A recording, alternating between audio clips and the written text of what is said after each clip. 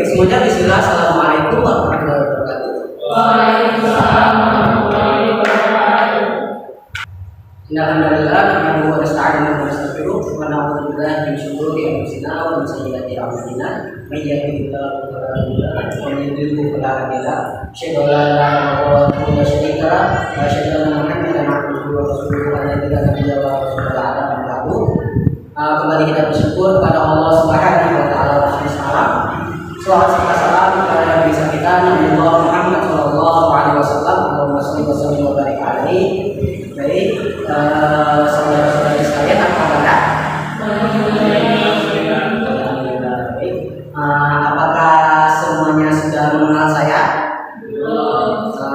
Apakah semuanya sudah pada mengenal? Belum. Baik. Sebelumnya perkenalkan, nama saya Faisal Akbar dan di sini saya sebagai pemimpin kelompok atau disebut PK. Baik. Selanjutnya kita adakan perkenalan terlebih dahulu supaya anggota kelompok ini bisa saling lebih mengenal, ya. Baik, dimulai dari kakak ini siapa? Perkenalkan saya Dewi Maria. Maka Perkenalkan nama saya Dewi Silian. lalu Baik, nama saya Sri Nasrega. nah, Nama saya Dewi Maria. ya terakhir kakak. Nama saya Dewi. Untuk lebih mengakrabkan kita atau supaya kita lebih mengenal satu sama lainnya, baik di sini saya ada sebuah permainan yang mana permainan ini disebut sebagai pantai nama. Jadi begini cara mainnya. Pertama saya menyebutkan nama saya Faisal Akbar, enggak kan? Faisal gitu, Faisal. Dan warna kesukaan saya itu hitam, gitu kan? Jadi saya menyebutkan Faisal hitam. Nah, dilanjutkan oleh kakak ini dengan menyebutkan nama saya terlebih dahulu. Faisal hitam, lalu gila hijau, gitu misalnya kan, gila hijau. Nah, dilanjutkan nanti dengan mengulang lagi nama saya di awal. Faisal hitam, gila hijau, lalu dilanjutkan ke nama yang menyebutkan. Baik, sudah paham semuanya? Kita mulai ya. Baik, Faisal hitam. Faisal hitam, bila hijau. Faisal hitam, bila hijau. Faisal hitam, bila hijau, saya putih. Faisal hitam, bila hijau. Dia coklat, ada yang putih, indah pink. Faisal hitam, bila hijau. Dia coklat, ada yang putih, indah pink. Faisal hitam, bila hijau. Dia coklat, ada yang putih, indah pink, besi biru, dia merah. Oke, baik. Apakah semuanya sudah saling lebih mengenal? Baik, semuanya terima kasih. Semoga kita semua setelah ini lebih saling mengenal. Baik, lanjut kepada sesi selanjutnya, yaitu yang mana di sini saya akan menyebutkan terlebih dahulu apa itu sebenarnya bimbingan kelompok. Baik, seperti yang kita ketahui, bimbingan itu artinya ya sebuah bimbingan gitu, dan ditambahi kelompok. Jadi bimbingan kelompok itu adalah suatu bimbingan yang dilakukan secara berkelompok. Nah, kan ada bimbingan individual, ada bimbingan kelompok begitu. Nah, kita akan lakukan bimbingan kelompok yang artinya bimbingan secara berkelompok seperti kita ini kelompok. Dan di dalam bimbingan kelompok itu ada yang namanya fungsi dari bimbingan kelompok, yang mana yang pertama itu adalah fungsi pemahaman. Jadi pemahaman itu adalah di sini kita bisa lebih memahami lagi siapa sebenarnya diri kita. Kita bisa lebih memahami lagi siapa sebenarnya orang-orang di sekitar kita, terkhususnya di dalam kelompok ini, dan kita juga bisa lebih memahami apa sih pembahasan yang akan kita angkat pada hari ini. Hal yang selanjutnya adalah fungsi pemberian. Jadi di sini kita adalah saling memberikan informasi antara satu dengan yang lainnya. Lalu selanjutnya ada tujuan. Tujuan dari bimbingan kelompok adalah pemberian informasi. Menurut Praitno, ya, menurut Profesor Praitno, tujuan dari bimbingan konseling itu adalah pemberian informasi kepada anggota kelompok seputar kelompok dan hal-hal yang akan dibahas di dalam Lalu selanjutnya ada asas-asas bimbingan kelompok, yang mana asas yang pertama itu adalah asas keterbukaan, yang mana para anggota kelompok diharapkan agar bisa terbuka antara satu dengan yang lainnya. Lalu yang selanjutnya ada asas kerahasiaan, yang mana anggota kelompok diharapkan dapat menjaga rahasia tentang apa yang akan dibahas pada kelompok hari ini, pada bimbingan kelompok pada hari ini.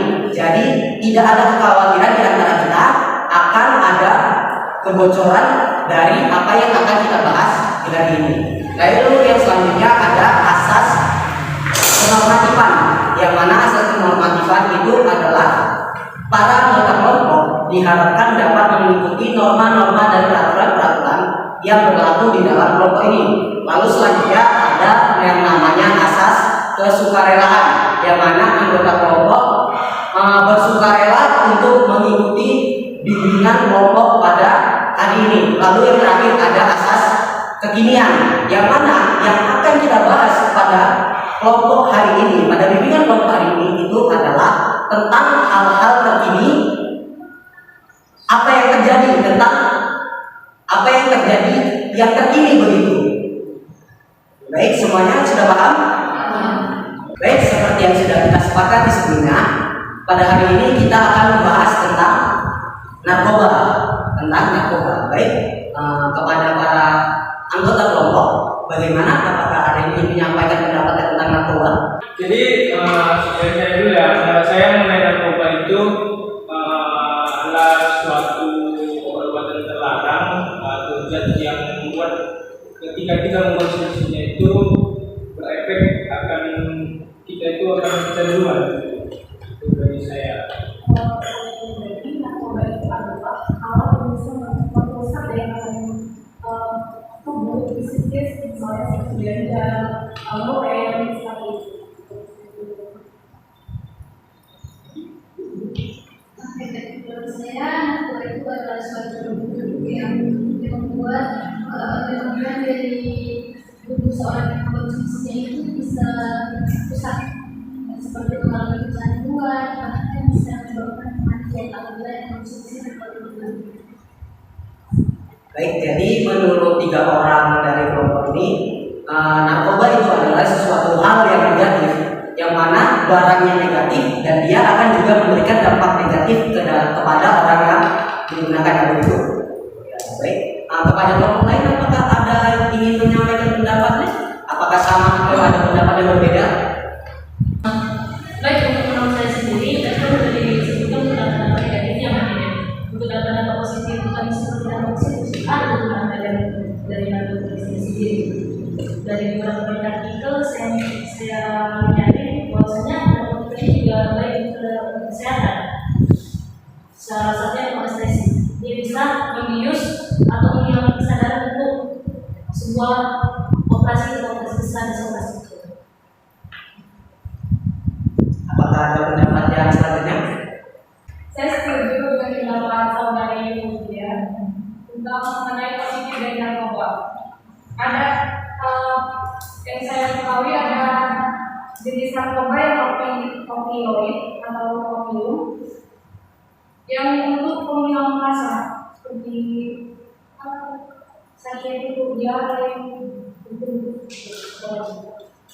Baik, tadi di samping ada hal-hal negatif yang telah disampaikan oleh para anggota kelompok yang lainnya, ada beberapa hal-hal positif yang disampaikan oleh sebagian anggota kelompok yang lain, seperti tadi narkoba itu bisa berguna untuk obat bius begitu. Lalu ada opium sebagai obat diare, gitu kan? Jadi di sini kita bisa mendapatkan 2 sisi dari narkoba. Yang pertama ada sisi negatif, lalu yang kedua ada sisi positifnya. Baik, di sini kita tidak membahas dari segi positifnya atau sisi positifnya, kita lebih ke membahas dari sisi negatifnya, yang mana kan seperti yang kita ketahui, narkoba itu bisa memicu berbagai kejahatan, gitu kan? Nah, bagaimana? Apa kira-kira pendapat dari anggota kelompok sekalian? Kalau menurut saya, pendapat saya tadi kan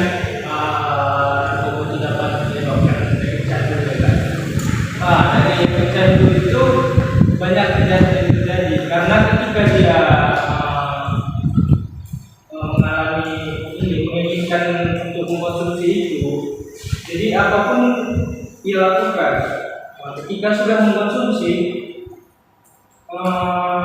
juga banyak kejahatan-kejahatan yang dilakukan karena dia udah, kalau menurut pengalaman dari beberapa orang ataupun teman di sekitar saya yang mengkonsumsi narkoba itu, ketika dia sudah mengkonsumsi itu dia bisa udah kehilangan kontrol lah. Jadi bisa terjadi tawuran atau ini apa namanya kegaduhan lah. Kejahatan itu bisa menimbulkan banyak seperti kriminal, pemerkosaan, bahkan bukan dulu aja, tapi ketularan akal, depresi, Menurut saya ya, dari yang bisa pernah saya baca, pernah mengenai tentang efek dari narkoba ini, banyak sih. Mulai dari kecil, apabila dia sudah mengalami kecanduan, dia sudah tidak bisa berpikir apa-apa lagi, dia pasti akan menyebabkan penyakit seperti pencurian, atau dari segi masa depan, bisa sekolah dia putus diakibatkan dari narkoba ini. Ada lagi pertimbangan dari saya, ada teman, bisa dibilang teman lah, bukan teman akrab, dia mengkonsumsi obat-obatan, misalnya selalu berjelaskan negatif. Ketika dia masuk ke kita bilang diskotik, di dalam diskotik itu kan otomatis musik atau dentuman musik dari kan sangat keras ya.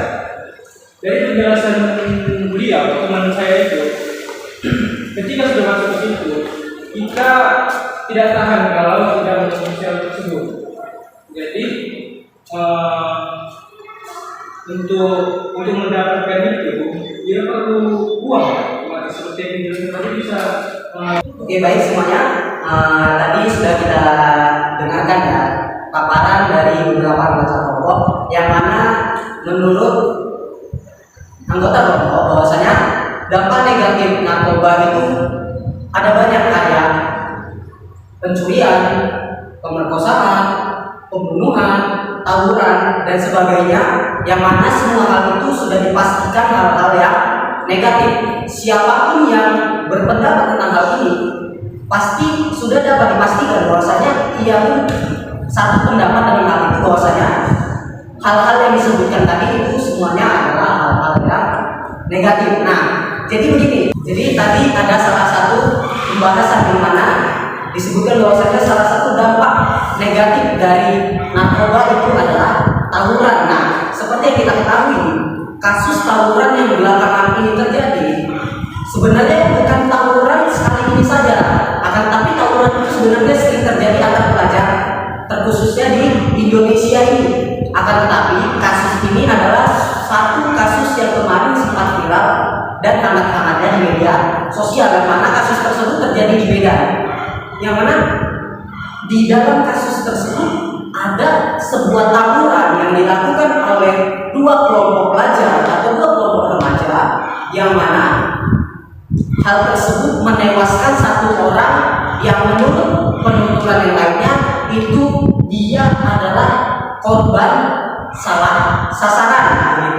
Jadi menurut anggota sekalian, dari kasus tersebut ada tidak bahwa indikasi orang-orang yang melakukan tawuran tersebut itu dia adalah pemakai narkoba atau dibawa pengaruh narkoba setelah kita lihat berita-beritanya begitu. Nah, bagaimana tanggapan sekalian? Ya, silakan. Jadi ini yang membahas tentang tawuran, terus ada nggak ya efeknya dari narkoba, makanya dia jadi temannya itu. Bisa jadi sih sebagai dari efek dari narkoba kan tanpa kesadaran. Tadi kan seperti yang kamu bilang bahwasanya kejadian itu tanpa katanya salah sasaran. Nah, bisa jadi karena efek narkoba tanpa kesadaran dia melukai orang. Menurut saya itu mungkin ada dari sebagian kecil dari orang-orang yang terlibat dalam mungkin ada yang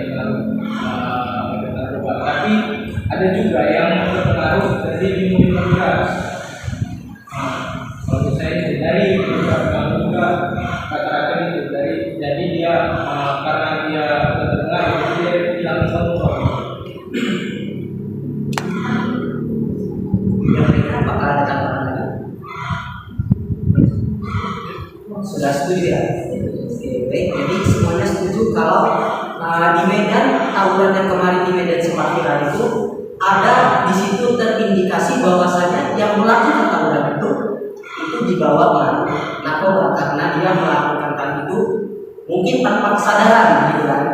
Nah, itu tadi tentang narkoba yang mengakibatkan kepada tawuran. Lalu bagaimana tentang narkoba yang mana ia mengarah kepada kenakalan-kenakalan remaja yang lainnya, seperti kayak yang kemarin sempat viral juga begitu kan, tentang nenek-nenek di Tapanuli kalau saya tidak salah, yang mana itu ditendang oleh sekelompok pelajar, yang mana di dalam rekaman tersebut nenek itu sampai berlari menangis minta tolong, sedangkan pelakunya itu malah ketawa-ketawa kesenangan begitu kan.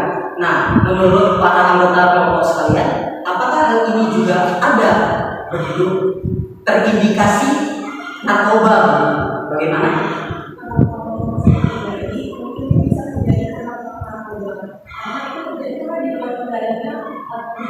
Keluar dari mahasiswa atau siswa tersebut. Apakah ada pendapat yang lain? Oke, mungkin kalau dari saya saya setuju. Kalau saya sih kurang setuju sih, tapi bukan nggak setuju, tapi kurang setuju. 50-50 sih, karena itu kan berapa orang? Lebih kurang 3 orang ya. Mungkin dia dari kecil sudah terbiasa sama yang namanya jadi karena sudah terbiasa, dia nggak akan mengenal siapa. Udah nggak ada lagi rasa kasihan dalam dirinya. Tapi mungkin memang ada kemungkinan juga dia sudah terpengaruh, dua pengaruh efek dari mengonsumsi narkoba tadi. Kalau sedikit tambahan, saya kurang setuju karena dari berita yang saya lihat penjelas tersebut, saya lihat itu bukan karena pengaruh dari narkoba atau yang sendiri, itu memang karena kurangnya etika dari seorang pelajar, kurangnya pengetahuan atau adat untuk seorang pelajar. Jadi itu tidak sangkut pautkan dengan narkoba, karena itu kesenangan mereka dalam menghasut atau mengikuti tersebut. Jadi itu Dia ada pendapat yang lain? Oke. Nah, jadi semuanya setuju kalau misalnya hal tersebut tidak ada sama sekali sangkut pautnya dengan terindikasi pengaruh dari narkoba, akan tetapi itu adalah tentang kurangnya etika atau etika dari seorang pelajar itu sendiri. Gitu. Ya. Baik, selanjutnya di sini kita akan membahas apa solusi supaya kita terkhususnya dan umumnya itu orang-orang terdekat kita terlebih dahulu supaya dia tidak terjerumus atau terjebak ke dalam narkoba ini. Begitu. Apa solusi dari kita? Baik, apa ada pendapat yang ingin diberikan pendapat? Kegiatan seperti apa misalnya?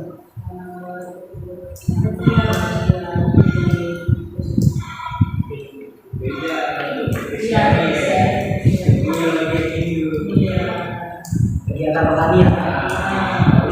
Ini sih ada juga orang tua juga sih, orang tua apa namanya, orang tua mengontrol anaknya supaya jangan terlibat dalam lingkungan itu. Jadi dari diri sendiri juga, kalau sudah tahu itu sesuatu yang tidak baik, baik hindari. Dan selanjutnya solusi lain. Cara mengatasi yang tadi itu adalah harus menjadi hubungan baik itu yang buruk yang mengenai seperti dan juga yang jadi kita harus mungkin orang tuanya masing-masing harus memberikan kasih sayang atau nasihat yang baik pada anak tersebut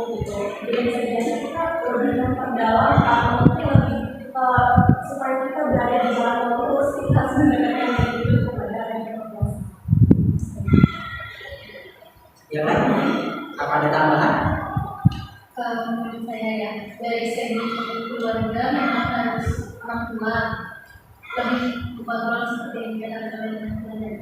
Dari segi pendidikan, ya guru harus lebih antusias ya dalam memperkenalkan apa itu efek negatif dari narkoba dan bukan hanya narkoba, pergaulan bebas lainnya. Dan dari segi agamis seperti yang dikatakan Pak tadi, jadi kita harus lebih menekankan agama kita seperti agama-agama lainnya kepada orang-orang yang supaya berkenan tadi. Mungkin itu tadi ya solusi-solusi dari anggota kelompok sekalian, yang mana tadi disebutkan pertama ada mengikuti kegiatan rohani begitu sesuai dengan agama masing-masing, mendekatkan diri kepada Sang Pencipta. Lalu selanjutnya tadi ada tentang pendidikan dari orang tua sehingga anak tersebut tahu bahwasanya narkoba itu sesuatu hal yang mana hal tersebut buruk, berdampak buruk bagi dirinya, berdampak buruk bagi orang lain, lingkungannya. Dengan hal tersebut ia bisa melakukan controlling terhadap dirinya begitu kan. Nah, di samping pendidikan dari orang tua tadi juga ada disebutkan tentang pendidikan dari tenaga pendidik yang ada di sekolah begitu kan. Yang mana tenaga pendidik harus lebih efektif lagi dalam mendidik peserta didik supaya mereka jangan sampai terjerumus kepada narkoba tersebut gitu kan. Lalu yang terakhir ada juga disebutkan tadi tentang pergaulan gitu. Jangan sampai terlibat atau melibatkan diri. Di sini terlibat atau melibatkan diri yang mana dia tidak sengaja terlibat, yang akhirnya dia ikut-ikutan, terikut, atau dia memang sengaja melibatkan dirinya di dalam hal tersebut. Nah, jangan sampai dia melakukan hal tersebut supaya dia tidak terbawa kepada pengaruh pergaulan yang buruk begitu kan.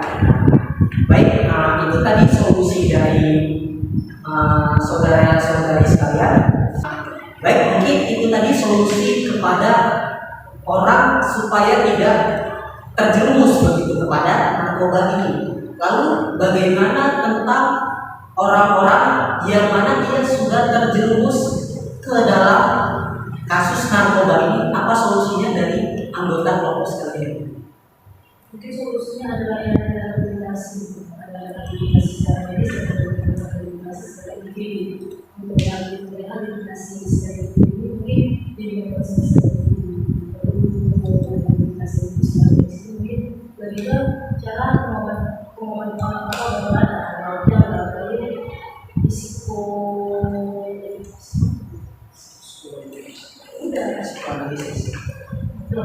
untuk memperbaiki psikologi dia sendiri. Yang lain mungkin ada pendapat lain? Ya, kalau saya setuju dengan dari pendapat tadi bahwa kalau pemerintah sudah menyediakan tempat untuk yang sudah terjerumus untuk direhabilitasi, namun ada juga yang sudah direhabilitasi masih terlibat dalam hal untuk menghindari itu. Ketika dia sudah direhabilitasi, sudah karena bebas dari narkoba itulah peran dari lingkungan, termasuk orang tua, pendidikan dan sebagainya, untuk supaya dia tadi jangan sampai terlibat lagi bimbingan dari agama di posisi yang dia menguasai apa yang dia lakukan sebelumnya itu salah. Apa ada pendapat yang menambahkan pendapat lain? Cukup. Baik, mungkin dari pendapat tadi bahwasanya pemerintah sudah menyediakan yang namanya lembaga rehabilitasi, yang mana di dalamnya itu ada dua macam. Yang pertama itu ada rehab individual, lalu yang selanjutnya ada rehabilitasi secara medis begitu. Yang mana individual itu mungkin ia dibimbing supaya terlepas dari yang namanya narkoba tersebut, lalu yang secara medis itu dia dilakukan pengobatan secara obat-obatan begitu kan. Nah, selanjutnya setelah ia melakukan atau menyelesaikan masa rehabilitasinya, disitulah tadi peran orang tua dan lingkungan sekitarnya gitu kan, yang baik itu dari tenaga pengajar atau teman-temannya begitu kan, supaya itu mempengaruhi dia agar tidak kembali lagi ke dalam narkoba itu tadi begitu kan. Sebelum saya tutup, mungkin kesimpulan pada pembahasan kita pada hari ini bahwa narkoba itu memiliki dua sisi. Yang pertama sisi negatif, yang kedua adalah sisi positif, yang mana sisi negatifnya itu lebih besar daripada sisi positifnya gitu kan. Nah, lalu tadi solusi pencegahannya adalah dengan seseorang itu mengikuti kegiatan rohani. Lalu selanjutnya di situ ada peran dari orang tua dan tenaga pendidik untuk mendidik masing-masing dari anaknya supaya anak tersebut bisa melakukan controlling pada dirinya, supaya dia memahami bahwa sebenarnya narkoba itu adalah suatu hal yang salah. Lalu yang terakhir adalah orang tersebut sebisa mungkin untuk menghindari terjerumus atau menjerumuskan dirinya ke dalam pergaulan bebas. Nah, lalu untuk orang-orang yang sudah terjerumus kepada narkoba tadi, bahwasanya pemerintah sudah menyediakan lembaga rehabilitasi yang di dalamnya ada rehabilitasi individu maupun rehabilitasi medis, yang mana rehabilitasi individu itu orang tersebut dibimbing secara individu bahwasanya agar ia bisa menjauhi narkoba tersebut, agar ia bisa terlepas dari pengaruh-pengaruh narkoba tersebut. Di samping ia diberikan bimbingan, ia juga diberikan rehabilitasi secara medis, yaitu secara obat-obatan. Nah, setelah dilakukan rehabilitasi, maka ia disitulah peran dari orang tua maupun lingkungannya bekerja agar ia tidak kembali lagi kepada narkoba tersebut.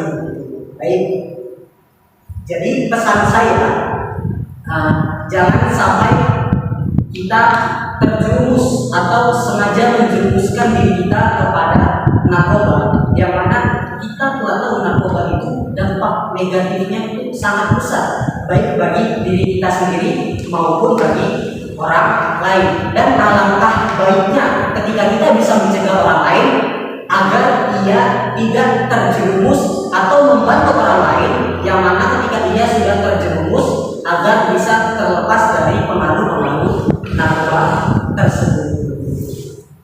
Baik, mungkin sekian dari saya. Kurang lebihnya saya mohon maaf. Saya ucapkan banyak terima kasih kepada anggota kelompok sekalian yang telah bersedia untuk mengikuti kegiatan bimbingan kelompok pada hari ini. Nah, sebelum saya tutup, saya ingin bertanya, mungkin apakah pembahasan kita pada hari ini ingin dilanjutkan di lain waktu atau kita cukupkan pada sesi kali ini? Bagaimana? Cukup ya. Terima kasih kepada para anggota kelompok sekalian. Saya ucapkan mohon maaf jika ada kata-kata saya salah. Itu datangnya dari diri saya. Akhirul kalam. Assalamualaikum warahmatullahi wabarakatuh.